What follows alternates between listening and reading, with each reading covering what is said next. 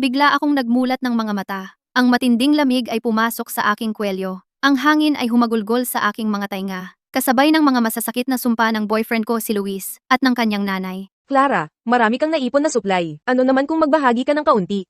Ang sakim mo. Noong nakaraang buhay ko, mahilig akong manood ng post-apocalyptic shorts, kaya nasanay akong mag-ipon ng supply. Nang dumating ang apocalypse ng matinding lamig, mabait kong tinanggap ang aking nobyo na walang tirahan, ang buong pamilya ni Luis. Ibinigay ko sa kanila ang karamihan ng aking naipon. Ngunit sa halip na magpasalamat, akala nila may itinatago ako sa kanila. Noong nagsimulang maubos ang supply, talaga nila akong itinulak palabas. Habang natutulog ako at ipinagpalit ako sa grupo ng mga basagulero para sa kalahating sako ng bigas at isang kumot.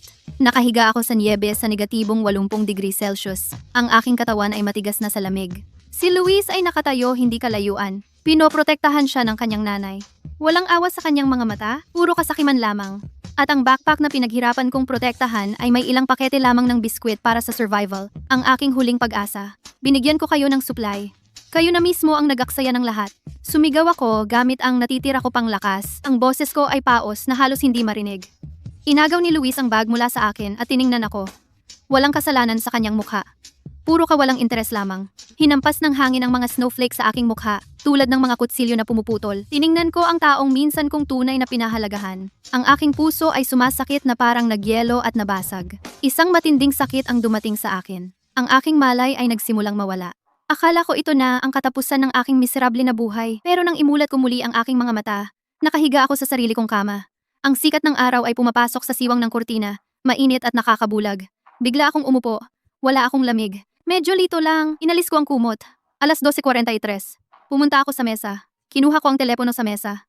Naka-on ang screen. Ang petsa ay Enero 15, 2026. Kinurot ko ang sarili ko. Mahigpit. Tumagos ang sakit sa akin. Hindi pa naginip. Reborn talaga ako. Bumalik ako isang buwan bago ang apocalypse. Sa nakaraang buhay, ang apocalypse ng matinding lamig ay sumapit noong Pebrero, 5-5. Bumaba ng sobra ang temperatura. Sa loob ng 3 araw, umabot ito sa negatibong 80 degrees Celsius. Nag-brown out, nasira ang komunikasyon, naubos ang pagkain at tubig. Pagkatapos, dumating ang grupo ng mga basagulero. Naging impyerno ang mundo.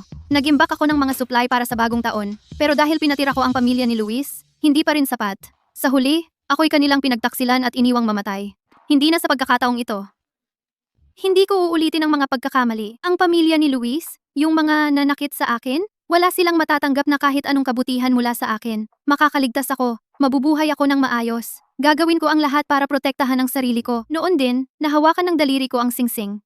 Ito ay alaala ni nanay. Isang payak na pilak na singsing. May mga simpleng ukit. Suot ko na ito mula pagkabata. Sa nakaraang buhay, gusto ni Luis ang singsing na ito. Sinabi niyang maganda ito. Gusto niya akong ibigay sa kanyang nanay. Pero ngayon, sa sandaling hinawakan ko ito, isang mahinang init ang dumaloy sa akin. Pagkatapos, isang malamig na boses ang umalingaw-ngaw sa isip ko. Na-activate ang spatial warehouse. Nakatali. Host Clara, nakabukas ang kakayahan ng walang hanggang spatial na pagkopya. Nagyelo ako. Sa likas, pinokus ko ang isip ko. Sa harapan ko, biglang lumitaw ang isang purong puti. Walang katapusang espasyo. Parang isang malaking bodega. Walang laman. Pero naramdaman ko na ang espasyong ito ay kayang maglaman ng walang katapusang dami ng mga bagay. Pansamantala akong pumitas ng panulat mula sa mesa. Nag-focus ako at naisip kong kopyahin ito. Sa susunod na segundo, mayroon akong kaparehong panulat sa aking kamay, habang ang orihinal ay naroroon pa rin sa mesa. Sinubukan kong kunin ang aking telepono mula sa mesa. Sa isang pag-iisip, ang telepono ay biglang nawala sa mesa at lumitaw sa purong puting espasyo. Bumulong ako 10. Ang telepono sa espasyo ay nag-replicate sa 10 kopya. Lahat ay nakaayos ng maayos. Nanginginig ako sa kasabikan, halos umiiyak. Talagang tinulungan ako ng Diyos. Hindi lang niya ako binigyan ng pangalawang pagkakataon sa buhay, kundi binigyan din niya ako ng ganitong kahanga-hangang espesyal na kapangyarihan. Ang espasyo ng singsing, ang kakayahan ng walang hanggang pagkopya. Sa mga ito, naramdaman kong handa na ako para sa apocalypse. Tinanggal ko ang singsing at sinuri ko ito ng mabuti. Ito ay nanatiling simpleng pilak na singsing. Ngunit sino ang mag-aakala na sa loob ng maliit na singsing na ito ay may ganitong kahanga-hangang kapangyarihan? Sa tingin ko ito ang huling paraan ni nanay para protektahan ako. Maingat kong ibinalik ang singsing at iningatan ito malapit. Nanumpa ako sa sarili ko na hindi ko nahahayaang may maghangad ng singsing na ito at hindi ko nahahayaang may manakit sa akin. Nang kumalma ako, nagsimula akong magplano. Kapag dumating ang apocalypse, ang pandaigdigang temperatura ay bababa sa negatibong 90 degrees Celsius. Magyayelo ang mga lungsod, mawawalan ng kuryente, magyayelo ang tubig, pupunuin ng mga zombie ang lahat. Ang isang permanenteng bahay ang pinakamalaking target. Sa nakaraang buhay ko, maraming tao ang nagtago sa kanilang mga bahay. Namamatay sila sa lamig, o pinapasok ng mga zombie ang kanilang mga pinto, o naubusan ng supply at nagpakamatay dahil sa desperasyon. Ito ay tungkol sa pagmamaneho ng isang RV. Isang RV. Lagi akong may pangarap na maglakbay sa mundo sakay ng RV at makita ang lahat ng mga tanawin. Ngayong iniisip ko, ang isang RV ay talaga namang perpektong kuta sa panahon ng apocalypse. Gumagalaw, nakakaiwas sa pagsubaybay, mahusay na selyado, kayang tiisin ang lamig at mga zombie. Sa tamang pagbabago, maari itong maging isang ligtas na mobile fortress at sa loob ng espasyo, kayang maglaman ng sapat na supply at may lugar para magpahinga at magsaya. Sapat para mabuhay akong ligtas sa apocalypse. At ang unang kailangan kong gawin ay putulin ang anumang pagkakataon na guluhin ako ng pamilya ni Luis. Sa nakaraang buhay ko, ang apartment na ito sa downtown na iniwan sa akin ng nanay ko, ang dahilan kung bakit ako inistorbo ni Luis. Palagi siyang pumupunta, nagkukunwaring nagmamalasakit, pero talagang sinisiyat ako. Mamaya, niloko niya ako para ibigay ang bahay at ibinenta ito para sa mga suplay. Sa buhay na ito, kailangan kong ibenta agad ang bahay. Lumayo mula rito para hindi na niya ako mahanap muli.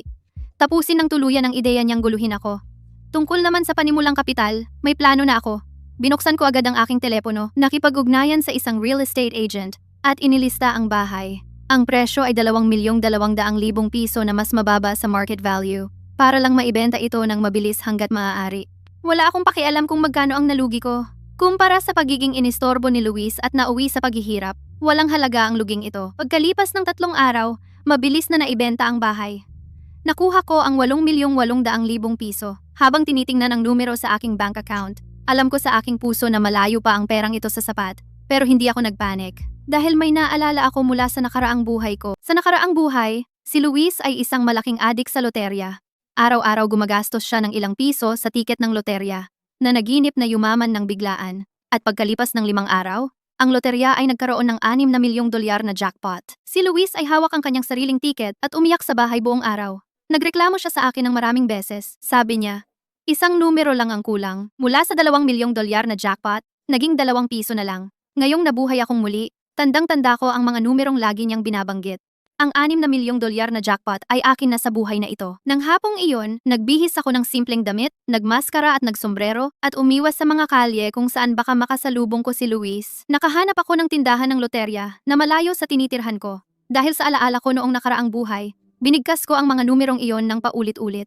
Walang hinala ang tindero. Inimprenta niya ang tiket at ibinigay sa akin. Muli kong sinuri ng mabuti, kinumpirma na tama ang mga numero, tinupi ng maingat ang tiket, at inilagay sa loob kong bulsa. Tapos, bumaling ako at lumabas ng tindahan. Sa mga sumunod na araw, naghintay ako sa draw habang nag-aaral tungkol sa RV. Dahil kailangan kong mabuhay sa RV sa panahon ng apocalypse, kailangan ng RV na may mataas na kaligtasan. Kailangan maluwag ito at madaling baguhin. Nag-scroll ako sa mga website ng lahat ng tatak ng RV. Naghambing ng 12 ng modelo. At sa wakas ay pumili ng importadong off-road na RV. Ang katawan ng RV na ito ay gawa sa bakal na baluting pang-militar, napakalakas na depensa, at maraming espasyo. May kuwarto, kusina, at banyo. Bukod pa, maraming lakas. Maganda para sa magaspang na lupain. Kahit ang mga nagyayelong kalsada sa apocalypse, madali itong humawak sa mga iyon. Ang tanging downside ay ang presyo. Ang base model lang ay mahigit 11 milyong piso. Dagdag pa ang mga mod at armas. Hindi bababa sa 55 milyong piso. At nakakuha lang ako ng mahigit 8,800,000 piso mula sa pagbebenta ng bahay. Malayo pa, pero walang problema. Kapag nanalo ako ng 300 at 30 milyong piso, jackpot, hindi magiging problema ang perang iyon. Sa nakaraang 3 araw, tumawag si Luis ng ilang beses. Hindi ko sinagot kahit isa. Alam ko kung ano ang gusto niya. Naghahanap lang siya ng pera ko ulit. O kaya, mambola para bilhan ko siya ng mga bagay. Sa nakaraang buhay ko, palagi akong nahuhulog sa kanyang manipulasyong emosyonal. At nauwi sa pagkawala ng lahat aking tahanan, aking pamilya. Sa pagkakataong ito, wala siyang makukuha sa akin. Sa araw ng loterya, ang mga numerong panalo at ang aking numero ng tiket, tumugma ng perpekto. Pagkatapos ng buwis, sa 300 at 30 milyong piso na iyon, makakauwi ako ng 200 at 64 na milyong piso. Kinabukasan ng umaga, suot ko pa rin ang maskara ko at sombrero at pumuslit sa lottery center upang kunin ang premyo. Sa buong proseso ng pag-claim, nanatili akong hindi gaanong napapansin, tumanggi sa lahat ng panayam at hindi nagbigay ng anumang personal na impormasyon. Pagkatapos kunin ang premyo, ang 200 at 64 na milyong piso na iyon ay nailipat diretso sa bagong card na binuksan ko. Hindi ko ikinonekta ang card na ito sa anumang social media at hindi ko sinabi kahit kanino. Matapos makash ang premyo, dumiretso ako sa tindahan ng RV. Pero sa daan, Kinorner ako ni Luis. Malinaw na hinahanap niya ako ng matagal. Nang makita niya ako, galit niya akong hinawakan. Clara, dinala ko si nanay sa syudad para bumisita. Gusto kong tumira sa bahay mo ng ilang araw. Pero lumalabas na naibenta mo pala ang bahay mo. Anong ibig sabihin yan? Nakikita kung gaano siya ka-feeling entitled. Hindi ko napigilan ang mapang uyam sa loob. Sa nakaraang buhay ko, ganoon din siya. Hindi niya kailanman inalintana ang nararamdaman ko. Kumuha lang siya ng kumuha. Kapag dumadalaw ang kanyang nanay sa syudad, hindi siya nagpapaalam at bigla na lang pupunta sa bahay ko. Itinuring niya ang bahay ko na parang kanya. Kinalkal niya ang mga gamit ko at inuutusan ako kung saan-saan. Lunok ako ng puot. Nagkunwari akong mahina. Sinabi ko sa kanya na may malubha akong sakit at nangangailangan ng malaking pera para sa paggamot. Kaya kailangan kong ibenta ang bahay para mabayaran ang gastos. Tapos nakiusap ako sa kanya na may sombrero sa kamay para mangutang ng 2,200,000 piso. Ang salitang utang ay nagpabago sa kanya. Ang gulat sa kanyang mukha ay biglang naging pandidiri at pag-iingat. Inalis niya ang kanyang kamay at sinigawan ako dahil sa pag-aaksaya ng pera. Sinabi niyang ayaw niyang madala sa problema ko at gusto na niya akong iwan. Tapos, tumakbo siya na para bang may sakit ako. Habang pinapanood ang kanyang paalis na likuran. Tigil ko na ang pag-arte.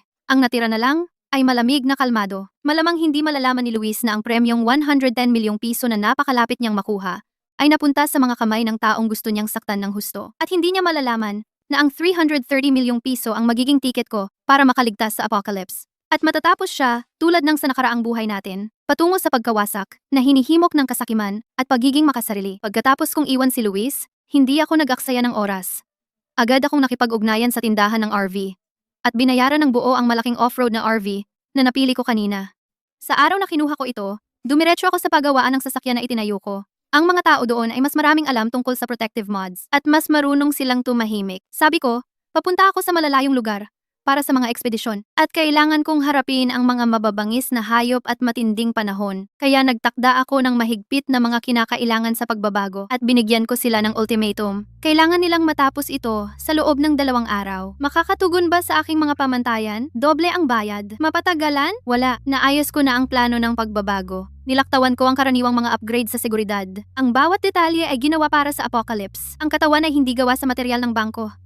Sa halip, pumili ako ng mas magaan, mas matigas na baluting composite na pangmilitar. Kaya nitong tumanggap ng kagat at bangga mula sa mababangis na hayop kahit maliliit na pagsabog. Ang mga bintana ay may double laminated na salamin na hindi tinatablan ng bala. Hindi lang sila pumipigil sa mga bala, pinipigilan din nila ang matinding lamig sa ibaba ng zero. Sa labas ng salamin, nagdagdag ako ng mga nababawing panangga na haluang metal. Kapag hindi ginagamit, nananatili silang nakasara, humaharang sa hangin at niebe, at itinatago ang anumang galaw sa loob. Kaya walang makakakita sa atin mula sa labas. Nagpakabit din ako ng 16 na kamera sa labas. Kaya mula sa loob, nakikita ko ang lahat sa labas na walang bulag na lugar. Pagkatapos, pinakabit ko ang mga nababawing harang na may haluang metal na spike sa paligid ng RV. Karaniwan, nakadikit sila sa katawan, kaya walang problema sa pagmamaneho. Kapag napaligiran ng mga nilalang, isang pindot at lumalawak sila at maaari rin silang paandarin ng kuryente. Ang mga gulong ay heavy-duty off-road run-flat na mga gulong na may pinatibay na panloob na rim na bakal. Kahit mabutas, makakapagpatuloy pa rin sila ng ilang milya. Ang pinto ay pinalitan ng isang sulong. Pinatibay na blast na pang-militar pinto. Mukhang simple, pero ang depensa ay sobra-sobra. Mayroon ding nakatagong elektronikong kandado sa labas. Kapag may kuryente, kahit mabibigat na kasangkapan, ay hindi ito mabubuksan. Sa loob, may manual na kandado pang emergency. Kung sakaling mabigo ang electronic system, at ikaw ay mas stuck sa loob. Nakita ng mga mekaniko ang aking mga nakatutuwang kahilingan sa pagbabago. Akala nila ako ay isang takas na nagtatago. Ang iba ay naghinala na papunta ako sa hangganan para sa ilegal na negosyo. Hindi na ako nag-abalang magpaliwanag. Naglabas lang ako ng ilang kahon ng nakabundle na pera mula sa trunk. Inilagay ko sila mismo sa harap nila. Sa malamig na tono, sinabi ko, gawin nyo lang ang trabaho ayon sa gusto ko. Mababayaran kayo. Huwag magtanong ng mga bagay na hindi dapat. Huwag sabihin ng mga bagay na hindi dapat. Ang pera ay mas malakas kumpara sa inaakala mo. Pagkalipas ng 3 araw, natapos ang pagbabago ng RV sa tamang oras. Ang binagong RV ay mukhang malaki at matibay. Lahat itim, may mga plato na bakal at salamin na hindi tinatablan ng bala. Mukha itong isang mobile fortress. Nakamit ng perpekto ang aking mga kinakailangan. Pagkatapos ng mga mods,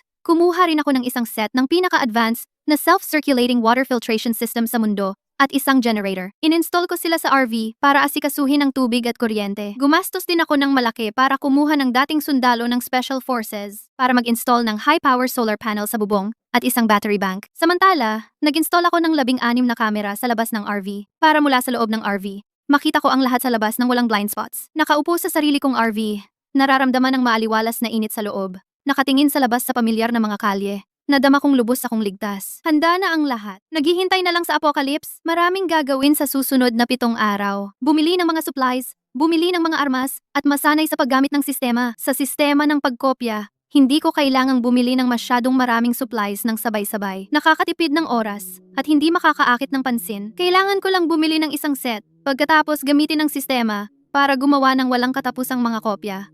At itago lang sila sa espasyo. Mula sa panonood ng post-apocalyptic shorts, gumawa ako ng listahan, hinati sa ilang kategorya, at nagsimulang magpabalik-balik sa lungsod na parang langgam na nagdadala ng supplies. Di nagtagal, nabili ko na lahat ng kailangan kong supplies kapag walang tao sa paligid. Ginusto ko ito, at agad na gumana ang sistema sa aking isipan. Ilang pakete ng biskwit para sa survival sa harap ko ay agad na naging daan-daan, na maayos na nakasalansan sa espasyo. Ilang tasa ng instant noodles ay naging daan-daan, na nakasalansan sa isang sulok ng espasyo. Ang self-heating rice at mga delata ay kinopya ng paulit-ulit. Lahat ay inayos at itinago. Anti-inflammatory, antibiotic. Bandage sila ay bumuo ng isang maliit na bundok. Anti-inflammatory, antibiotic. Bandage sila ay bumuo ng isang maliit na bundok. At saka mga produkto para sa kalinisan ng kababaihan. Iyon ay sapat na para sa akin sa RV habang buhay. Kumuha ako ng fuel card. Nagpagas ako ng parehong gasolina at diesel ng sabay. Tapos bumili ako ng 12 ng extrang barrels, gasolina at diesel. Kapag walang nakatingin, kinopya ko ang lahat ng gasolina ng walang bilang at itinago ito sa espasyo. Sapat para panatilihin ang aking RV na tumakbo ng maraming taon. Bukod sa mga mahahalagang supply na ito, bumili rin ako ng ilang gamit para sa kaginhawaan upang mapanatili akong matino. Sa aking nakaraang buhay, ang apocalypse ay walang saya at mabigat, punong-puno ng panganib. Maraming tao ang hindi makatiis at piniling wakasan ng lahat. Alam ko na sa apocalypse, kailangan mo ng higit pa sa sapat na supply, kailangan mo rin ng lakas ng loob upang magpatuloy. Mahilig talaga akong magbasa ng nobela at manood ng TV shows ng sunod-sunod. Kaya bumili ako ng maraming pisikal na nobela. At sa aking telepono at tablet, nag-download ako ng hindi mabilang na nobela, TV series, pelikula, variety shows. Sa huli, ginastos ko ang bawat natitirang ipon ko upang makipag-ugnayan sa isang dayuhang sindikato ng mga mersenaryo at bumili ng maraming baril, balas at bulletproof vest. Para sigurado kapag nakasalubong ko ang mga zombie at masasamang tao, magkakaroon ako ng pagkakataong lumaban. Sa susunod na 10 araw, tumigil ako sa pagtakbo-takbo at nanatili na lang sa RV. Nag-familiarize sa mga features ng RV at kung paano gamitin ang sistema. Inayos ko lahat ng supplies sa espasyo ayon sa kategorya. Nag-set up ako ng imbakan, lugar medikal, armory, lugar ng pagkain, at lugar ng pang-araw-araw na gamit. Para mas madali kong mahanap ang mga bagay mamaya, sinubukan ko ring mag-replicate ng iba't ibang bagay gamit ang sistema. Unti-unti kong nakuha ang paggamit nito. Nalaman ko na napakabilis mag-replicate ng sistema, at ang mga kopya ay eksaktong katulad ng orihinal, walang pagkakaiba. Ang limitasyon ng pagkopya araw-araw ay dahan-dahang tumataas, mula 100 hanggang 200. Sigurado akong habang nag-o-upgrade ang sistema, tutuloy-tuloy ang pagtaas ng limitasyon. Sa panahong iyon, pumunta ako sa supermarket isang beses para kumuha ng mga merienda. Pagdating ko sa aisle ng merienda, bigla kong nakita ang isang pamilyar na figura. Si Luis iyon, at nakayakap siya sa isang bata at magandang babae. Siguro, ang bago niyang kasintahan. Nakita rin ako ni Luis at nagkaroon ng gulat sa kanyang mukha.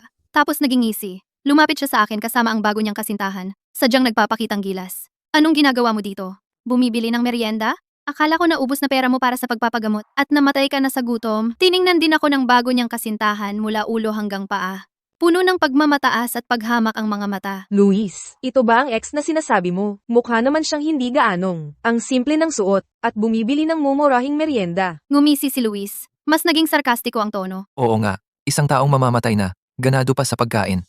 Hindi katulad mo mahal, dadalhin kita sa bakasyon sa tabing dagat, kakain sa pinakamasarap at mananatili sa pinakamagandang lugar. Sa panonood ng kanilang peking mayabang na ugali, wala akong naramdaman na kahit anong pag-alon sa puso ko, tanging malamig na galit lamang. Hindi ko sila pinansin, pumili lang ako ng ilang supot ng merienda, tumalikod at umalis. Sumisigaw pa si Luis sa likod ko. Sofia, Huwag kang umalis. Ayaw mo bang pahiramin kita ng pera para makabili ka ng masarap na pagkain at mag-enjoy sa mga huling araw mo? hindi ako lumingon, binilisan ko lang ang lakad. Ang makipag-away sa mga taong tulad niya sayang lang sa oras. Darating na ang apocalypse, bilang na rin ang kanilang magagandang araw. Umupo ako sa sofa, binuksan ang projector, pinalabas ang pelikulang gusto ko, tapos kumuha ng isang supot ng mani, kumakain habang nanonood.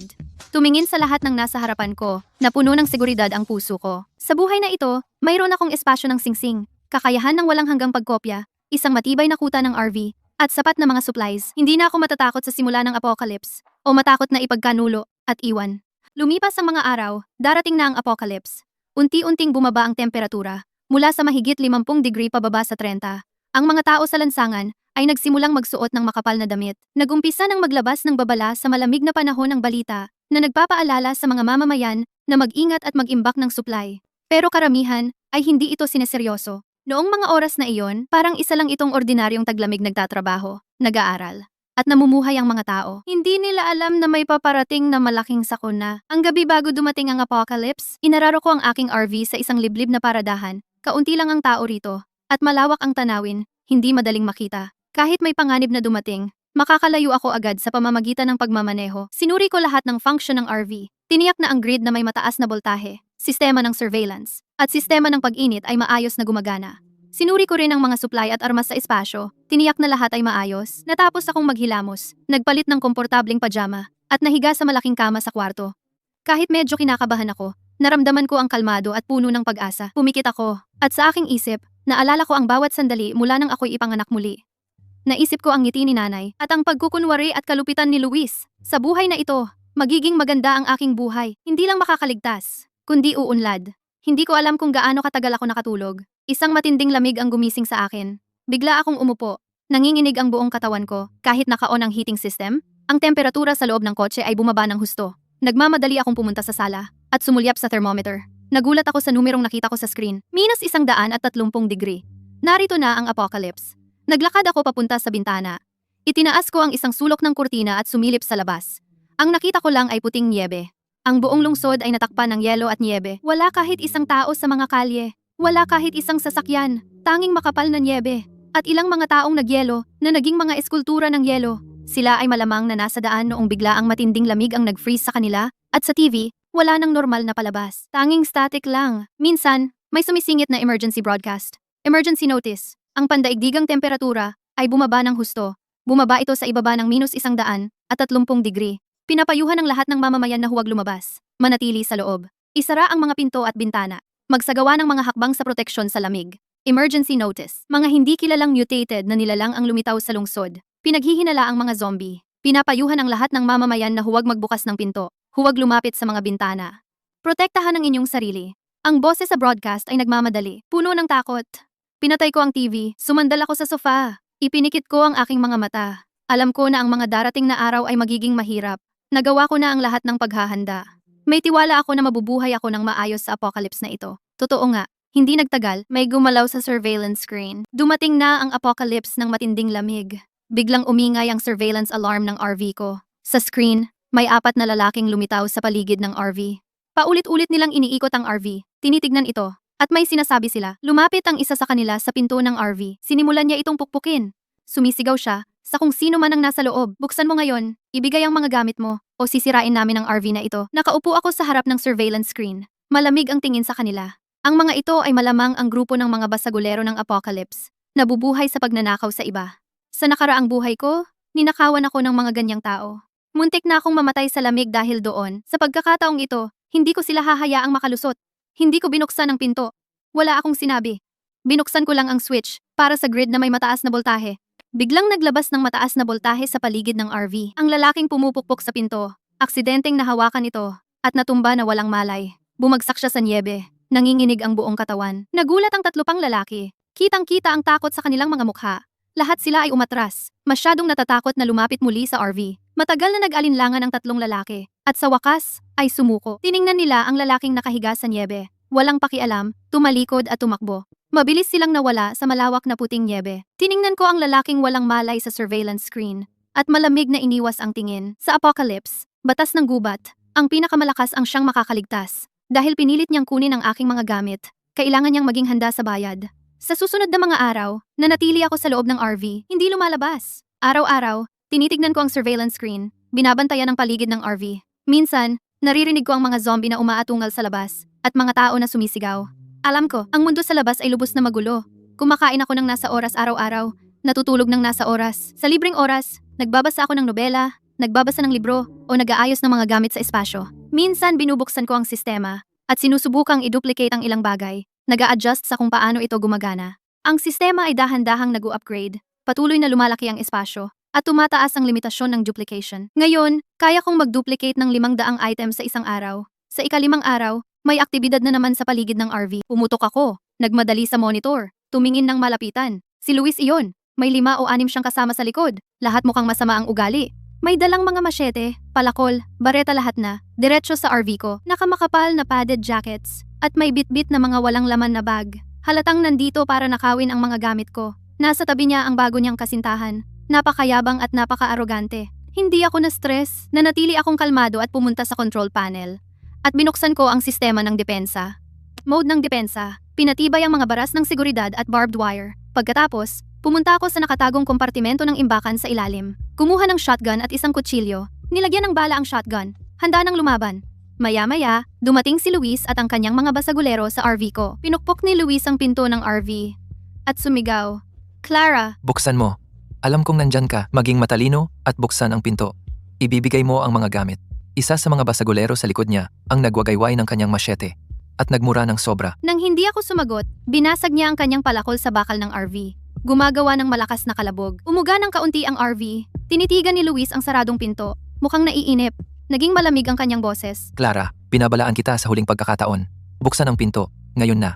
Ibibigay mo ang mga gamit. Sa nakaraang buhay niya, ganoon din siya kasakiman at makasarili. Tuwing may nakikita siyang may magandang bagay, gusto niyang kunin para sa sarili niya. Sa buhay na ito, hindi pa rin siya nagbago. Hindi ko binuksan ang pinto. Pinindot ko lang ang intercom button sa monitor. Malamig kong sinabi, "Luis, huwag mong sayangin ang iyong hininga. O huwag mo akong sisihin kung maging bastos ako." Naglabas si Luis ng malamig na tawa. Ang tono niya ay lalong naging mayabang. Clara, sino ba ang akala mo ikaw? Sa pamamagitan lang ng RV mo at ang iyong munting kakayahan, akala mo mapipigilan mo kami. Sasabihin ko sa iyo, alam ko na alam mong darating ang apocalypse. Nag-ipon ka ng maraming supplies at mayroon ka ring espasyo na kayang maglaman ng maraming bagay. Tandaan mo kung paano ka dati mahilig manood ng post-apocalyptic shorts? Tumigil si Luis. Akala ko may problema ka na matagal na. Bigla mong ibinenta ang iyong perpektong bahay bago ang apocalypse at iniiwasan mo ako. Ngayon na iniisip ko, alam mo na, dapat ang apocalypse ng maaga. Sadyang ibinenta mo ang bahay para maghanda sa apocalypse. Nanlayit ako. Luis, akala mo ang pagkakaroon ng ilang baril ay nagpapalakas sa iyo? Akala mo masisira mo ang aking modified RV? Sa panaginip mo, si Luis ay lubos na nagalit. Sa utos ni Luis, agad kumilos ang kanyang mga tauhan. Iwinasiwas nila ang kanilang mga machete, palakol, at bareta. Pumapalo ng parang baliw. Sinusubukang sirain ang steel plating at mga pinto ng RV. Pero malinaw na minamaliit nila ang depensa ng RV. Kahit matalas ang kanilang mga armas, ang pagsisikap na sirain ang steel plating at bulletproof glass ay isang imposibleng pangarap. Pagkatapos ng ilang saglit na pagtama, ang katawan at mga pinto ng RV ay nanatiling hindi gumagalaw. Sa halip, naninigas ang kanilang mga kamay dahil sa vibration. Habang pinapanood ko ang kanilang nakakaawang mga figura sa monitor screen, isang malamig na ngisi ang namutawi sa aking mga labi. Luis, ito ay simula pa lang. Susunod, ipapakita ko sa iyo kung ano talaga ang ibig sabihin ng kawalan ng pag-asa. Naglakad ako papunta sa armory, kumuha ng machine gun, naglakad papunta sa bintana. Pinindot ko ang pindutan ng pagpapaputok na isang direksyon. Noong pinakustomize ko ang RV, espesipiko kong hiniling iyon. Pwedeng pumutok lang mula sa loob. Hindi nila makita ang loob, at hindi rin sila makaputok papasok. Pinuntirya ko ang isang lalaking sumisira ng RV. Pinindot ko ang gatilyo. Isang putok ang narinig. Bumagsak ang lalaki. Tumama siya sa niebe, agad naging eskultura ng yelo. Nanigas ang iba. Kumalat ang takot sa kanilang mga mukha. Lahat sila ay tumigil. Nagtinginan sa paligid ng baliw. Sinusubukang hanapin ang bumaril. Pero hindi nila ako makita. Nagpanik ang mga tao. Marami ang tumakbo. Nakita iyon ni Luis. At sumigaw agad. "Huwag tumakbo! Walang tatakbo! Nasa RV ang bumaril! Kung patuloy tayong maninira, mapipilitan siyang lumabas." Pero walang nakinig. Natakot na sila ng sobra. Lahat sila ay tumalikod. At tumakbo. Di nagtagal, si Luis at ang kanyang bagong kasintahan na lang ang natira. At ilang mas matatapang. Hindi ako tumigil. Patuloy akong nagpuntirya. Pinindot ang gatilyo. Ilang putok ang narinig. Ang iba ay bumagsak din. Tumama sila sa niebe. Naging mga eskultura ng yelo. Ngayon, si Luis at ang kanyang bagong kasintahan na lang ang natira. Nanginginig si Luis sa takot. At ang kanyang mga mata ay puno ng takot at kawalan ng pag-asa. Mahigpit niyang hinawakan ang kanyang bagong kasintahan. Dahan-dahang umuurong. Hindi lumalapit sa RV. Patuloy kong pinupuntirya si Luis. Papatayin ko siya. Aalisin ang problemang ito minsan. At para saan? At pagbabayarin siya sa kanyang ginawa. Pero noong malapit na kong pindutin ang gatilyo, biglang may narinig na nakakabinging atungal mula sa malayo. Tumingin ako sa monitor at nakita ang isang kawan ng mga zombie na umaatake, papalapit. Narinig din ni Luis ang atungal ng mga zombie. Bigla siyang lumingon at nakita ang mga zombie na tumatakbo palapit sa kanya. Sobrang takot siya at hindi na siya nag-abalang magmakaawa pa sa akin. Hinawakan niya ang kanyang bagong kasintahan at tumakbo palayo. Tumatakbo na parang takot na kuneho. Hindi ko sila hinabol o bumaril. Dahil alam kong kahit hindi ko siya patayin, hindi siya makakatakas sa mga kuko ng zombie. Sa apocalypse, ang isang walang hiyang tulad niya, isang duwag na takot mamatay, magiging pagkain ng zombie, o papatayin ng iba. Lumapit ako sa monitor, binabantayan ang mga zombie, pumaligid ang mga zombie sa RV, umiikot at umaatungal ng walang tigil at ginagamit ang kanilang mga kuko para kalmutin ang katawan at bintana ng RV. Pero ang kanilang mga kuko hindi man lang makakamot sa katawan o bintana ng RV. Nagiiwan lang ng mababaw na gasgas. Naka-on pa rin ang high voltage grid. May ilang zombie na hindi sinasadyang humawak sa RV. At nakuryente, agad na nahimatay, bumagsak sa niebe. Agad na sinalakay ng iba, kinakagat at pinupunit ng mga zombie ng mabangis. Pero hindi nila kayang pasukin ang RV ko. Basta nasa loob ako ng RV, ligtas ako. 20.9 19 sa Arsya. Nakayanan ko pa rin. Alam ko na ito ay maliit na problema lamang sa apocalypse. Mas maraming panganib ang naghihintay sa akin. Noon, tumunog ang boses ng mekanikal na sistema sa aking isipan. Matagumpay na nalabanan ng host ang mga pag-atake mula sa tao at zombie, side quest na kumpleto, system upgrade initiated, bagong feature na unlocked, spatial farming. Natigilan ako sandali, tapos sobrang saya ko. Spatial farming. Ibig sabihin, makakapagtanim ako sa espasyo, kahit na maubos ang supplies mamaya. Maaari akong umasa sa spatial farming para maging sapat sa sarili. Wala nang alalahanin sa pagkain. Agad kong pinokos ang isip ko at pumasok sa espasyo. Nakita ko ang isang bahagi ng bakanteng lupa sa espasyo, mga ilang dosenang metro kwadrado. Ang lupa ay mataba at mukhang perpekto para sa pagtatanim. Naalala ko bumili ako ng mga buto ng gulay at mga buto ng pananim. Bala kong itago ang mga ito bilang reserba. Ngunit ngayon ay napakinabangan ko na. Kinuha ko ang mga buto mula sa imbakan sa espasyo at maingat na itinanim ang mga ito sa lupa. Pagkatapos magtanim, ginamit ko ang sistema ng pagkopya para dumami pa ang mga buto at itinanim din ang mga ito. Alam ko na sa tulong ng espasyo, ang mga butong ito ay sisibol, lalago, at mamumunga sa lalong madaling panahon. Pagkatapos gawin ang lahat ng iyon, lumabas ako ng espasyo, nakatingin sa malawak na puting niebe. Puno ako ng pag-asa. Sa buhay na ito, hindi lang ako makakaligtas, kundi mabubuhay din ng maayos. Meron akong matibay na RV, maraming supplies, isang malakas na sistema, at spatial farming. Hindi na ako kailangang mag-alala sa anumang panganib sa apocalypse. Sa mga sumunod na araw, nanatili ako sa RV. Binabantayan ang paligid, habang inaalagaan ang mga pananim sa espasyo. Ang mga pananim sa espasyo ay lumaki ng napakabilis. Sila ay sumibol sa loob lamang ng 3 araw. Isang lunti ang bahagi, puno ng buhay. Sa panahong iyon, nakaranas din ako ng ilang maliit na pag-atake ng mga zombie. Ngunit madali ko silang hinarap. Minsan ginagamit ko ang grid na may mataas na boltahe para matigilan sila. At minsan binabaril ko sila. Sa bawat laban, mas gumaling ako sa mga armas, mas kalmado, at mas matapang. Ngunit habang pumapatay ako ng mga zombie, si Luis kahit papaano ay nakahanap ng bagong taga-suporta. Ang kanyang grupo ay may mas magagandang armas at naghahanda na salakayin muli ang aking RV. Nitong mga nakaraang araw, nililinis ko ang mga zombie na gumagala sa parking lot. Nang malapit ko nang patakbuhin ang drone para magmando sa paligid, biglang may mga madidilim na figura na kumislap sa monitor.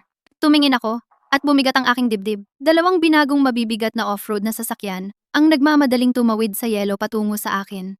May mga itim na assault rifle na nakakabit sa mga sasakyan at 2 compact na grenade launcher. Ang kanilang mga gamit ay ilang beses na mas sopistikado kaysa sa grupo ng mga basagulero na dinala ni Luis dati. At ang figura sa harap ay si Luis pa rin. Si Luis ay nakasuot ng makapal na itim na winter coat. Ang kanyang mga mata ay puno pa rin ng karahasan at sama ng loob. Nakatayo sa tabi niya ang ilang mga lalaking nakacamouflage na may suot na goggles. Lahat ay matangkad at matipuno, may mababangis na ekspresyon. Ang mga nguso ng kanilang assault rifle ay kumikinang ng malamig. Ang mikropono ng monitor ay nakakuha ng kanilang usapan. Luis, ang lupit mo. Ibinenta mo talaga ang bagong kasintahan mo sa black market para pumagit na ang amo namin. Kung hindi namin makuha ang RV at mga supply, ang amo ang haharap sa'yo. Ang boses ni Luis ay paos at magaspang. May bahid ng pambobola. Huwag kang mag-alala. Kahit gaano kalakas ang depensa ng RV ng babaeng iyon, hindi nila kaya ang grenade launcher mo. Kapag nakuha na natin ang espasyo at mga supply sa loob, pangako, makakakuha ka ng iyong bahagi. Tumalikod ako at dahan-dahang pinindot ang buton sa control panel. Ang drone sa ibabaw ng RV ay dahan-dahang umakyat na may mahinang asul na liwanag. Tahimik na nagtatago sa likod ng hamog ng yelo, nakatutok kay Luis at sa kanyang grupo. Hindi ako kumilos agad, kundi dahan-dahang minaniobra ang drone sa ibabaw ng RV. tahimik na pumapaitaas sa hamog ng yelo, at binuksan ang loudspeaker. Alam kong gusto ninyo ng mga supply. Ang aking boses ay nagmula sa loudspeaker. Maari kong ilabas ang lahat ng supply mula sa espasyo at sumama sa inyo, pero hindi si Luis. Agad na nagdilim ang mukha ni Luis, at sumigaw siya. Clara, huwag kang magloko. Hindi ko pinansin ang kanyang sigaw at nagpatuloy. Ibinenta ni Luis ang sarili niyang kasintahan para sa proteksyon, kaya maaga o huli, ibebenta rin niya kayo. Ang sino mang pumatay sa kanya, bibigyan ko ng 30% ng mga supply. Kung hindi, sasabog ko ang mga bitag sa paligid ng RV ngayon din, at lahat tayo ay mamamatay ng sabay. Walang makakakuha kahit isang supply. Ang mga salitang ito ay parang batong itinapon sa tahimik na lawa, at ang mga lalaking nakakamo sa paligid ni Luis ay agad na nagkagulo. Ang matangkad na nakakamo ang unang nagtaas ng kanyang baril. Itinutok ito kay Luis. Ang kanyang mga mata ay puno ng kasakiman at kalupitan. Namutla ang mukha ni Luis, at baliw niyang inilabas ang kanyang pistola mula sa baywang. Ngunit bago pa niya hilahin ang gatilyo, isang putok ng baril ang umalingaw-ngaw. Tumama ang bala sa kanya, nang eksakto sa kaliwang dibdib at tiyan. Umungol si Luis, nag-alangan, at bumagsak sa yelo, at ang kanyang katawan ay kumibot ng ilang beses bago tumigil. Humakbang pasulong ang lalaking balbas. Sinisipan niya ang katawan ni Luis. Patay na siya. Clara, pinatay natin si Luis. Ibigay mo na sa amin ang mga gamit. Pinapanood ko ang kanilang mga mukhang sakim sa monitor. Mabilis na pinindot ng aking mga daliri ang mga butones sa control panel. Agad na nag-extend ang mga baton na dekuryente sa paligid ng RV. Kumakaluskos at lumulukso ang high voltage na kuryente sa mga metal na baras. Pinapaliwanag ng maputlang asul na kuryente ang paligid na hamog ng yelo. Gusto nyo ng mga gamit? Bumitiw ako ng malamig na tawa. Ginagamit lang kita para patayin si Luis. Sa tingin mo karapat-dapat ka sa aking mga gamit? Namutla ang lalaking balbas at ang kanyang mga kasama. Itinaas nila ang kanilang mga assault rifle. Nakatutok sa RV. Handang pumutok. Agad kong i-activate ang railgun na itinago ko sa espasyo. Tumpak na nakatutok ang nguso ng baril sa kanila. Kumikislap ang asul na liwanag sa nguso ng baril. Iyan ay isang malakas na hadlang. Subukan nyo lang. At babarilin ko kayo. Mananatiling kalmado ang boses ko. Ngunit walang pagkakamali sa banta. Tinitigan ng lalaking balbas at ng kanyang mga tauhan ang asul na liwanag. Pagkatapos ay tumingin sila sa kumakaluskos na high voltage na kuryente sa paligid nila. Nag-alinlangan sila ng saglit. Sa wakas, hindi sila nangahas na ipagsapalaran ito. Malakas siyang dumura. Sumigaw siya sa kanyang mga tauhan. Umatras! Haharapin natin ang babaeng ito mamaya. Mabilis silang tumalon sa off-road na sasakyan. Bumuga sila ng ingay palabas ng parking lot. Maya-maya ay nawala sa hamog ng yelo. Napabuntong hininga ako ng ginhawa. Tumayo ako at lumakad papunta sa side door ng RV. Pinindot ko ang butones. Binuksan ko ito ng kaunti. Inilabas ko ang aking ulo. Dumapo ang aking mga mata sa kung saan nahulog si Luis. Lumubog ang aking puso. Sa yelo, mayroon lamang isang pool ng maitim na pulang dugo at ilang mga shell casing. Wala na ang katawan ni Luis. Mabilis kong binawi ang aking kamay. Isinara ko ang side door. Nagmamadali akong bumalik sa control room. Mabilis kong pinag-swipe ang panel. Inilabas ko ang surveillance replay. Sa footage, si Luis, pagkatapos barilin, ay nagkulot at nagkunwaring nanginginig. Nang tumalikod ang lalaking balbas at ang kanyang mga tauhan, sa sandaling binuksan ko ang side door, bigla siyang tumayo mula sa yelo. Hindi pinapansin ang kanyang mga sugat. Sumuray-suray siya papunta sa front door ng RV. Idinikit niya ng mahigpit ang kanyang katawan sa bakal na baluting hindi tinatablan ng bala. Maingat na pinagmamasdan ang kanyang paligid. Bigla kong naalala ang aking nakaraang buhay. Ang medikal na pagsusuri ni Luis ay nagpakita na nasa kanang bahagi ang kanyang puso. Ang mga bala kanina lahat ay tumama sa kanyang kaliwang dibdib at kaliwang tiyan. Hindi sila tumama sa anumang vital. Sa surveillance footage, kumuha si Luis ng isang bagay mula sa kanyang jacket. Iniladlad niya ito sa kanyang kamay. Ito ay isang hulmahan ng kamay na silikon. Gustong gamitin ni Luis ang fingerprint unlock sa aking RV. Kaya naman kanina, nang mapansin ni Luis na may fingerprint unlock ang RV, naisip niya ang trick na ito. Noong unang magka-date kami ni Luis, may mga bagay na paminsan-minsan ay nawawala sa bahay ko. Isang bagong lipstick, ilang barya mula sa drawer. Sa tuwing nakakunot ang noo ko at nagbubulong-bulong, si Luis ay tatapik lang sa balikat ko at ngingiti. Sasabihin sa akin nang walang sigla na ako ay pabayalang, na nawawala ang mga gamit ko. At huwag mag-alala, na huwag na akong magpahalata. Lumalabas, kahit noon pa, may masamang intensyon na siya. Noong hindi ako nakatingin. Lihim niyang kinopya ang mga fingerprint ko. Tuwing nasa trabaho ako at wala sa bahay, gagamitin niya ang mga kinopyang print para pumasok at magnakaw ng mga gamit. Pero noon, ako ay walang muwang. Na-blinded ng kanyang peking tamis, hindi ako naghinala. Kahit minsan, maingat siya. Ipinilit niya ang hulmahan ng kamay sa fingerprint scanner ng pinto ng RV. Ang kanyang mga mata ay puno ng pananabik at tuso. Beep. Hindi tinanggap ang fingerprint. Narinig ang malamig na beep ng error. Nanigas ang katawan ni Luis. Lumitaw ang pagtataka sa kanyang mukha. Hindi siya sumuko. Paulit-ulit niyang ipinilit ang hulmahan sa scanner. Nang paulit-ulit, ngunit sa bawat pagkakataon, parehong beep ng pagkabigo. Nagngalit ang kanyang mga ngipin. Kumuha siya ng isang piraso ng papel mula sa kanyang bulsa at mabilis na nag-type ng code sa keypad ng pinto. Nanginginig ang kanyang mga daliri dahil sa kaba at sugat. Ngunit pagkatapos pindutin ang huling numero, pareho pa rin ang beep maling code. Hindi niya alam na ang pinto ng RV ko ay may 3 antas ng seguridad: fingerprint, passcode, at iris scan. Lahat ng 3 ay kailangan. At pagkatapos kong ipanganak muli, nakita ko na ang kanyang pagkukunwari at kasakiman. Matagal ko nang pinalitan ng fingerprint at passcode, hindi tulad ng aking nakaraang buhay. Ang hulmahan ng kamay na silikon na nasa kanyang kamay, at ang piraso ng papel na may lumang passcode mula sa aking nakaraang buhay ay mga walang kwentang basura. Hindi nila ako kayang saktan at hindi nila mabubuksan ang pintong ito na nagpoprotekta sa akin. Nakatitig si Luis sa pintong hindi gumagalaw. Ang pananabik sa kanyang mga mata ay unti-unting naging karahasan at kawalan ng pag-asa. Sinubukan niyang hilahin ang hawakan ng pinto gamit ang lahat ng kanyang lakas. Ngunit nanatiling sarado ng mahigpit ang pinto. Sa di kalayuan, mahina ang mga atungal ng zombie. Alam niya na hindi siya pwedeng mag-aksaya ng panahon. Tanging makapagbigay siya ng masamang tingin sa RV. Saka sumuray-suray patungo sa labasan ng parking lot. Mabilis na nawala sa makapal na hamog ng yelo. Pagkatapos makatakas ni Luis, gumawa ako ng buong pagsusuri sa RV. Sagana ang bala ng railgun. Gumagana ng maayos ang mga baton na dekuryente.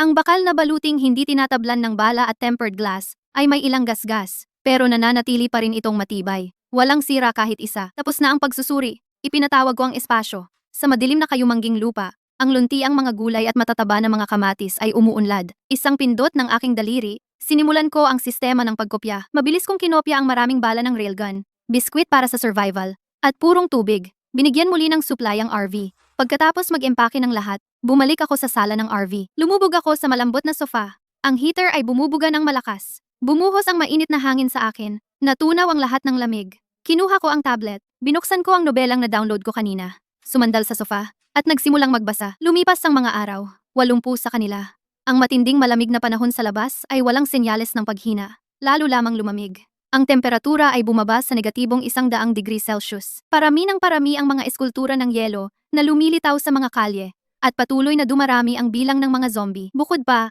ang mga zombie mismo ay nagbago. Mas mabilis at mas malakas sila kaysa dati. Ang kanilang balat ay naging mula sa lila hanggang sa kulay abo na asul. Mas nakakatakot ang itsura nila. Pinanood ko ang mga zombie sa labas sa pamamagitan ng mga surveillance camera. Napansin ko na hindi lang sila mas mabilis at mas malakas. Mas matalino rin sila. Hindi na lang sila gumagala at kumakagat ng basta-basta. Sa halip, nagtitipon-tipon sila upang atakehin ang mga pamayanan ng tao. Gumagamit pa sila ng mga simpleng kasangkapan, tulad ng mga bato at patpat, para atakihin ang mga tao at sasakyan. Alam kong nag-evolve ang mga zombie na ito. Sila ay naging advanced na mga zombie. Mas mapaminsala sila ngayon. Kailangan kong maging mas maingat. Kailangan kong ihanda ang aking mga depensa. Kailangan kong iwasan na mapalibutan ng advanced na mga zombie. Sinuri ko ang sistema ng depensa ng RV, mga armas, at mga supply. Pagkatapos tiyakin na handa na ang lahat, sa wakas, ay napabuntong hininga ako ng may ginhawa. Noon lang, biglang umuga ang RV ng malakas. Pagkatapos, narinig ko ang malakas na atungal at pagkatok sa labas ng bintana. Mas matindi ito kaysa sa anumang dati. Agad akong tumayo at tumakbo papunta sa control room. Binuksan ko ang mga surveillance camera. Ang larawan sa screen ay agad na pumuti ang aking mukha. Bumalik si Luis! At dinala niya ang isang buong kawan ng advanced na mga zombie. Nagdala si Luis ng maraming advanced na mga zombie. Ang mga advanced na zombie na ito ay malalaking lahat. Ang mga mukha nila ay baluktot at mabagsik. May hawak silang mga bato at pamalo. Paulit-ulit silang humahampas sa katawan at bintana ng RV. Samantala, nakatayo si Luis sa di kalayuan, nanonood ng malamig. Isang masamang ngiti ang pumapasok sa kanyang mukha. Gusto niyang gamitin ang mga advanced na zombie para sirain ang aking RV. Kaladkarin ako palabas at hayaang punitin ako ng mga zombie. Pinapanood ko si Luis at ang mga advanced na zombie sa monitor. Ang aking mga mata ay puno ng galit at lamig. Ang walang hiyang iyon ay ayaw mamatay. Napakasama niya. Para patayin ako, hindi siya nagdalawang isip na dalhin lahat ng advanced na zombie na ito. Ang mga advanced na zombie ay humahampas ng napakalakas. Ang katawan ng RV ay nanginginig ng malakas mula sa kanilang mga hampas. Ang mga marka sa mga bintana ay lumalalim. Hindi pa sila nababasag, pero nagsisimulang lumitaw ang mga bitak. Alam ko kung magpapatuloy ito, ang mga depensa ng RV ay malalagpasan ng mga advanced na zombie. Kailangan kong makaisip ng mabilis para itaboy ang mga advanced na zombie at si Luis. Hindi ako nag-atubili kahit isang segundo. Binuksan ko agad ang railgun sa bubong ng RV at ang mga baton na pampamanhid sa paligid nito. Pinaputukan ko ang mga advanced na zombie na nakapaligid sa RV. Ang railgun ay nagpaputok ng ilang asul na sinag. Tumama sila sa ilang nangungunang advanced na zombie. Naglabas sila ng matinis na hiyaw, agad nabutas ang kanilang mga katawan, at bumagsak sila sa lupa. Di nagtagal, ay tumigil sila sa paggalaw. Naging malamig silang mga bangkay, agad na pumutok ang mataas na boltahe. Ilang advanced na zombie malapit sa RV ay tinamaan ng mataas na boltahe, nanginginig habang bumabagsak sa lupa. Di nagtagal ay tumigil sila sa paggalaw, pero napakarami ng advanced na zombie at naging mas matalino sila. Nakikitang natamaan ang kanilang mga kasama, hindi sila umuurong. Sa halip, mas galit na galit silang sumugod sa RV. Paulit-ulit silang humahampas sa katawan at bintana ng RV. Patuloy kong pinapatakbo ang railgun, sinasalakay ang mga advanced na zombie. Isa-isa, ang mga advanced na zombie ay bumabagsak sa lupa. Pero di nagtagal, ay pumapasok ang mga bago, pumapaligid sa RV. Mabilis na nauubos ang bala ng railgun, kahit na kaya kong kopyahin ang mga resources ng walang katapusan. Ang pakikipaglaban sa mga zombie na walang pagod, ay nauubos ang aking stamina. Hindi ko na kayang mag-aksaya ng panahon sa kanila. Nag-isip ako ng sandali, at biglang pumasok sa isip ko ang isang ideya. Dahil matitibay ang mga zombie na ito, magsisimula ako kay Luis. Mula sa refrigerator ng RV, kukuha ako ng ilang madugong steak. Ilalabas ko ang drone ng RV. Pinalilipad ko ang drone diretso kay Luis. Pagkatapos, bubuksan ko ang loudspeaker ng drone at magpapatugtog ng malakas na musika. Narinig ng mga advanced na zombie malapit kay Luis ang malakas na musika at agad na naakit. Lahat sila ay umikot at dumiretso kay Luis. Sumisigaw sila ng malakas habang tumatakbo. Agad na nanigas ang masamang ngiti ni Luis. Nag-flash ang gulat at takot sa kanyang mga mata.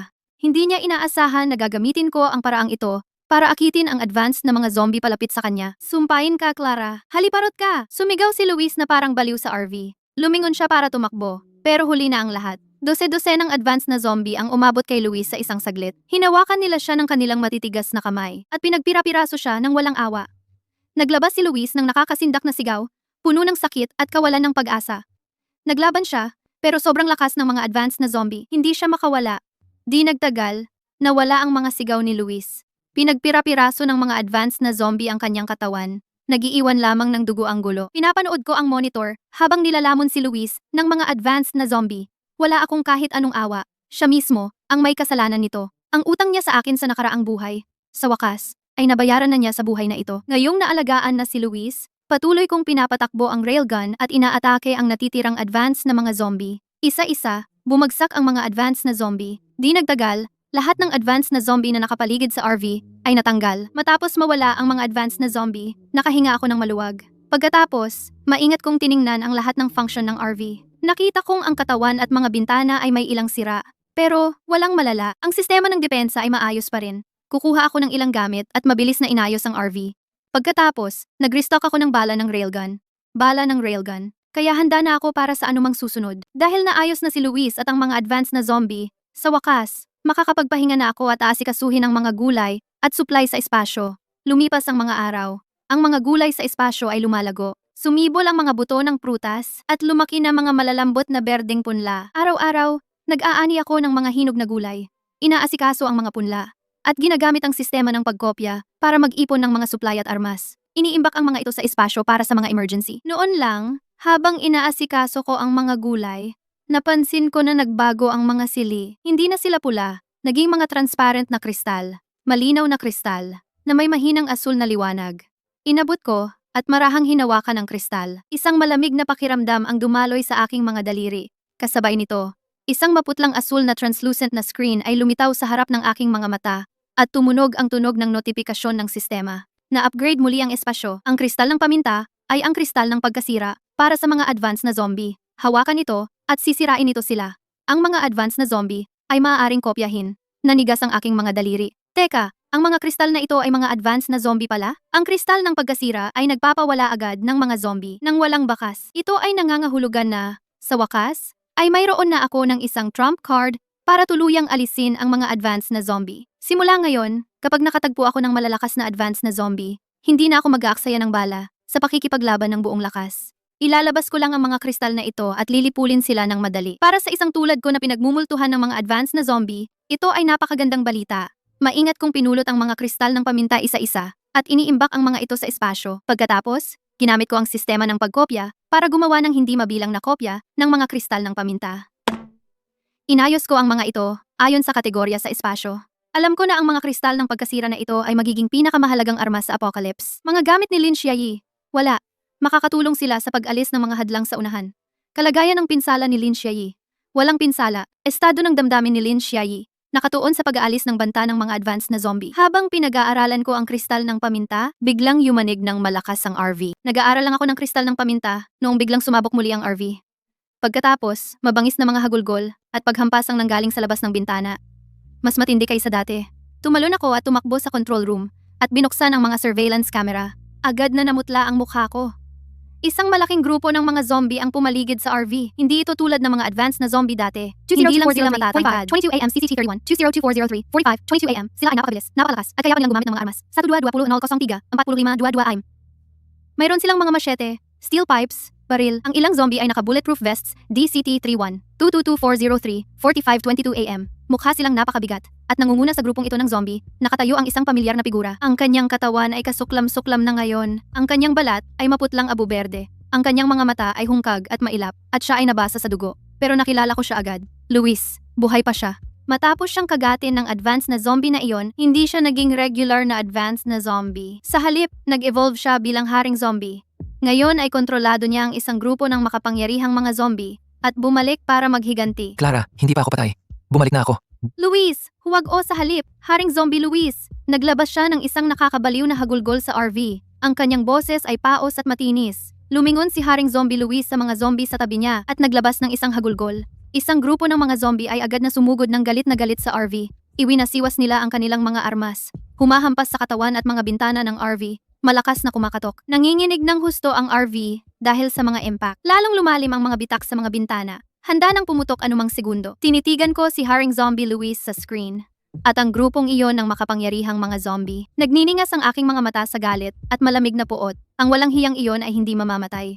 Naging haring zombie nga siya at kontrolado ang lahat ng makapangyarihang zombie na ito. Mukhang ngayon, kailangan ko siyang tapusin ng tuluyan. Kung hindi, patuloy lang siyang manggugulo sa akin na nagdudulot ng walang katapusang problema. Nang walang pag-aalinlangan, agad kong inaktibo ang rooftop railgun at ang mga nakapaligid na stun baton. Nagpaputok ako sa mga sumusugod na zombie. Nagpaputok ang railgun ng ilang asul na sinag. Tumama sa ilang zombie sa harapan.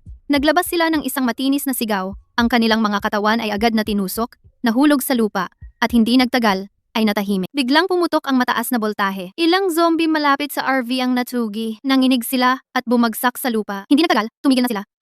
Pero ang mga zombie na ito ay mas matitigas pa kaysa sa mga advanced na mga zombie dati. Hindi lang sila mas mabilis at mas malakas, kundi kaya rin nilang sumalo ng mga tama. Ang railgun at mga bato na pampamanhid ay kayang pumatay ng ilang zombie, pero hindi gaano na kasing epektibo tulad ng dati. Nakatayo sa malayo si haring zombie Luis. Pinagmamasdan gamit ang malamig na mga mata. Isang nakakatakot na ngiti ang gumapang sa kanyang mukha. Umungal siya sa mga zombie sa paligid niya. Agad na binago ng mga zombie ang kanilang paraan ng pag-atake. Naghiwalay sila sa mga grupo. Isang grupo ang patuloy na sumusugod sa katawan at bintana ng RV, habang ang isa naman ay umakyat sa bubong. Gusto nilang wasakin ang depensa ng RV mula sa itaas. Agad kong kinuha ang railgun at pinaputukan ang mga zombie na umaakyat. Isa-isa, ang mga zombie na umaakyat ay natamaan ng railgun. Nalalaglag mula sa RV, tumama sa lupa, at naging malamig na mga bangkay. Pero ang dami-dami ng mga zombie. At naging mas matalino na sila. Kahit na natamaan ang mga kasama nila, hindi sila umatras. Sa halip, lalo pa silang nagliliyab. Umakyat pa sa bubong ng RV. Alam ko kung magpapatuloy ito.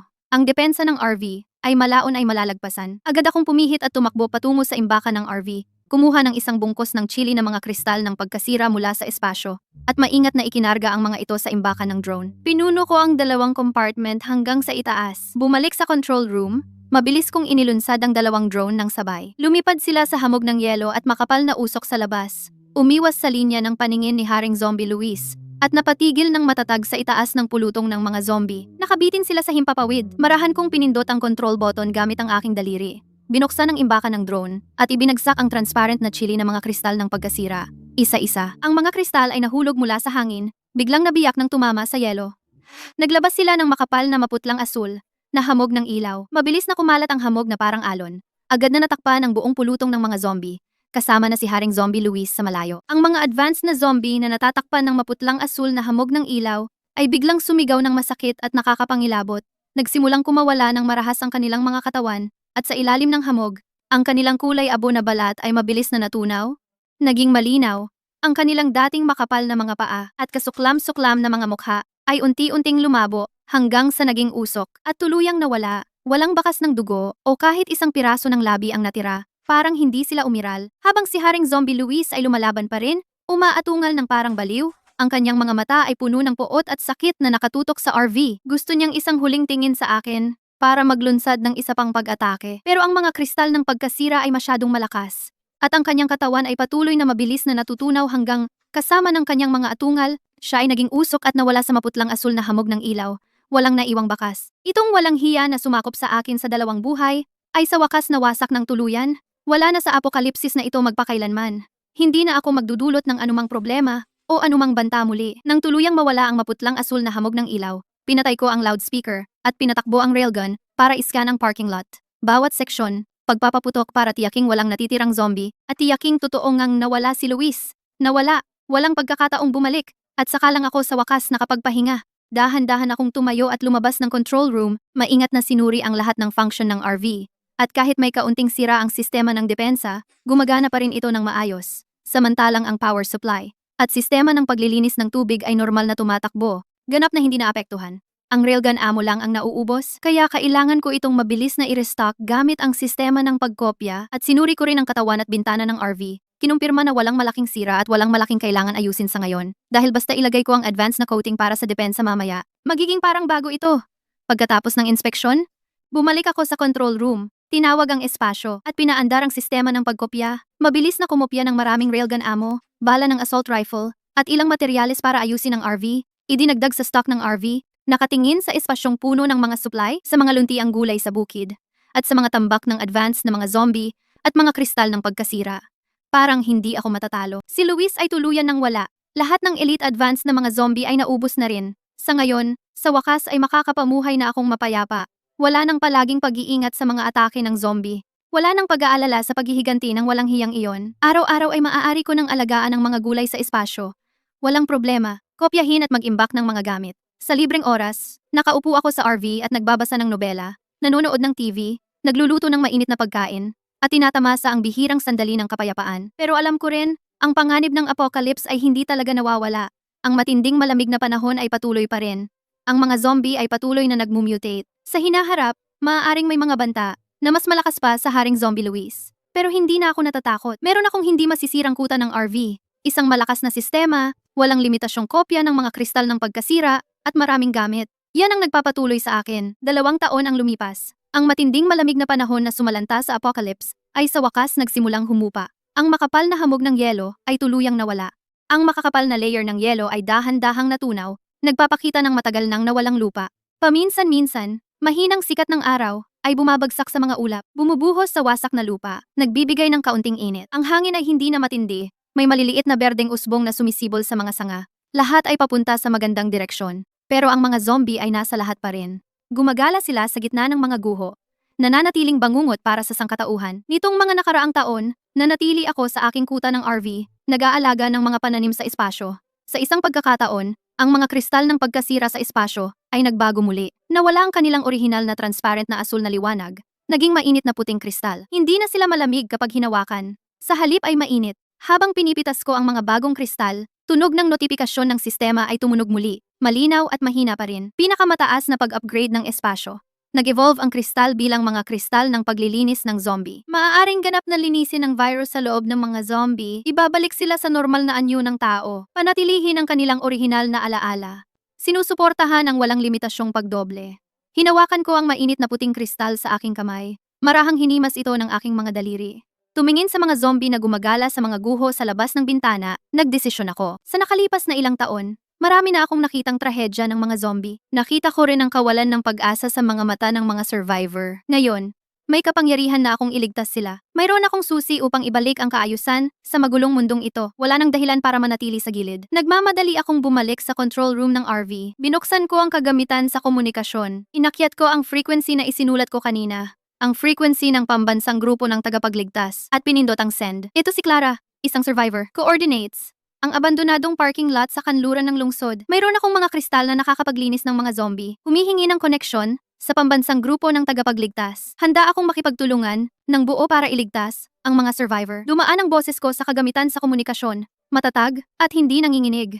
Pagkaraan ng sandali, isang excited at paos na boses ang dumating. Iyon ang pambansang grupo ng tagapagligtas. Nagulat at nagmamadali. Ibinaba ko ang tawag. at agad akong pumasok sa espasyo. Inactivate ko ang sistema ng pagkopya. Isang mahinang puting liwanag ang bumalot sa storage box. Mabilis na dumami ang mainit na puting mga kristal ng paglilinis. Di nagtagal, napuno nila ang buong storage zone. Hindi mabilang, sobrang dami para bilangin. Naglabas din ako ng maraming supplies mula sa espasyo. Survival biscuits, purong tubig, buto ng pananim, gamot, damit, at pangunahing materyales sa pagtatayo para ayusin ang mga bahay. Inilipat ko lahat sa labas ng RV at inayos ng maayos. Naghintay ako sa pagdating ng grupo ng tagapagligtas. Sa loob ng kalahating araw, narinig ang ingay ng mga makina mula sa malayo. Isang convoy ng pambansang grupo ng tagapagligtas na may kumpletong kagamitan tumakbo papunta sa akin. Ang mga sasakyan ay may kitang-kitang emblem ng pagliligtas. Paglabas ng grupo, nakita nila ako at ang bundok ng mga kristal at supplies. Pagtataka at pasasalamat ang nasa kanilang mga mukha. Hindi na ako nag-aksaya ng oras sa mga formalidad. Agad kong ipinakita sa kanila ang mga kristal ng paglilinis na ginagamit. Kumuha ako ng isa at inihagis ito sa isang zombie na gumagala sa malapit. Tumama ang kristal sa zombie at nabasag sa impact. Isang mainit na puting ambon ang pumalibot dito. Ang zombie ay naglabas ng mahinang hilik. Nang hina ang katawan nito, dahan-dahang naging normal ang kulay abong balat. Ang mga mata nitong walang laman ay unti-unting naging malinaw. Mabilis na nawala ang basa sa katawan nito. Sa wakas, naging tao na muli ito. Ang mga mata nito ay puno ng pagkalito at takot. Talagang nagwala ang grupo ng tagapagligtas. Sumugod sila pasulong. Maingat na daladala ang mga kristal ng paglilinis at mga supply. Sa mga sumunod na araw, sumunod ako sa grupo ng tagapagligtas. Lumilipat mula sa isang lugar na pinamamahayan ng mga zombie patungo sa isa pa. Nagde-deploy ng mga kristal ng paglilinis. Nagliligtas ng mga survivor araw-araw. Parami ng parami ang mga zombie na nalinis at naging normal na tao. Ang ilang mga survivor, matapos maibalik, agad na nabaliw sa paghahanap sa kanilang mga mahal sa buhay. Nang matagpuan nila sila, nagyakapan at umiyak sila. Ang kanilang mga luha ay puno ng saya ng pagkakita sa kanilang nawala. Ngunit ang iba, matapos bumalik, tumingin-tingin, at natagpuan ang kanilang sarili na nag-iisa. Ang kanilang mga mahal sa buhay ay wala na. Ang kanilang mga mata ay puno ng walang katapusang kalungkutan at pag-iisa. Tiningnan ko sila. Ang puso ko'y sumasakit para sa kanila. Ngunit ang tanging magagawa ko ay tahimik na bigyan sila ng isang bote ng tubig na nag-aalok sa kanila ng kaunting aliw. Lumipas pa ang ilang buwan at ang huling zombie ay matagumpay na nalinis. Ang walang katapusang dilim ay tuluyang nawala at bumalik sa normal ang panahon. Bumaha ang mainit na sikat ng araw sa lupa. Naging malago ang mga halaman. Umawit ang mga ibon sa mga puno. Ang mundo na dating nawasak, unti-unting bumalik ang buhay at enerhiya nito. Agad na nagsimula ang muling pagtatayo pagkatapos ng sakuna. Sa maayos na paraan, umalis din ako sa pagbabantay sa kuta ng RV. At itinapon ko ang aking sarili sa muling pagtatayo. Nakipagtulungan ako sa lahat sa pag-set up ng pansamantalang mga tirahan, pagtatanim ng buto ng pananim, paglilinis ng mga durog na bato, pagkukumpuni ng mga kalsada. Araw-araw ay abala, pero kasiya siya. Sa gabi, pagkatapos ng mahabang araw, umupo ako sa isang patag na bato. Hinaplos ng simoy ng gabi ang aking mukha. Dala ang amoy ng damo at mga puno. Itinaas ko ang aking kamay at dahan-dahang hinawakan ang maliit na pilak na singsing sa aking daliri. Ito ay isang alaala na iniwan sa akin ng aking nanay bago siya pumanaw. At pati na rin ang lakas ng loob na nagpatuloy sa akin sa panahon ng apocalypse. Ang aking mga daliri ay sumunod sa makinis na ibabaw ng singsing. Nadarama ang init nito. Isang kalmado at payapang ngiti ang kumalat sa aking mukha. Ang banta na sumasalot sa akin sa loob ng dalawang buhay ay wala na. At ang magulong mundo ay sa wakas ay bumalik sa kaayusan. Ang mga survivor ay unti-unting lumabas mula sa anino ng apocalypse at nagsimula ng bagong buhay. Nanay, nagawa ko. Hindi lamang ako nakaligtas, kundi ginamit ko ang aking sariling lakas upang iligtas ang mundong ito. Mula ngayon, wala nang kawalan ng pag-asa. Tanging walang katapusang pag-asa at kapayapaan.